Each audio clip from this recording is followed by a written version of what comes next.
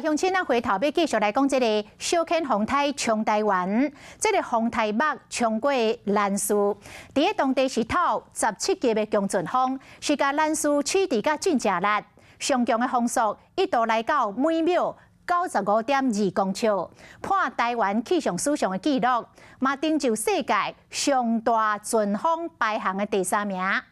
乡亲啊，真奇妙哦！兰屿是伫暗时的9:52测到风速每秒95.2公尺。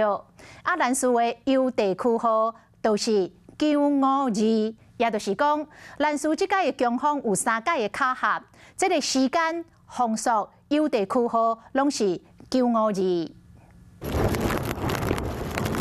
兰屿开源渔港渔船啊，唔是沉落去，就是冰船，顶是规组害了了。我后面的阿姨的家，台风打得乱七八糟。小犬风台有够凶，冰船厝歹去，到底这个风速有偌大？伫测速仪器歹去进前，捌出现每秒95公尺的阵风，这是台湾气象史上的新纪录。同时嘛是世界最大阵风排行榜的第3名，敢若卡属1996年热带气旋 Olivia 每秒113公尺因，以及1934年美国华盛顿山的温带气旋每秒103公尺3更加登上英国卫报版面，兰屿毋若一摆榜上有名尔。1984年，阿历斯风台兰屿测到每秒89公尺八风速。1995年，暖风台嘛测到每秒85公尺3，前11名兰屿就出现3摆，上新的纪录就是这摆小犬风台。兰屿伫测试暗时9:52测到每秒95公尺2的速度，兰屿邮地区号就是952，互人讲真正是有够拄好。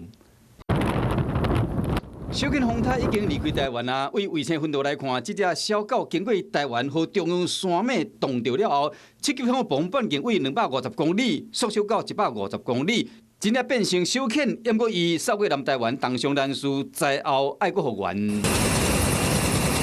透早就出动直升机，载着专业的人员出发，政府嘛协助在地居民收拾家园，赶紧恢复正常的生活。Hello， 我是林仙怡。想要抢先掌握最及时的新闻资讯吗？赶快订阅、按赞、开启小铃铛，锁定华视新闻 YouTube 频道。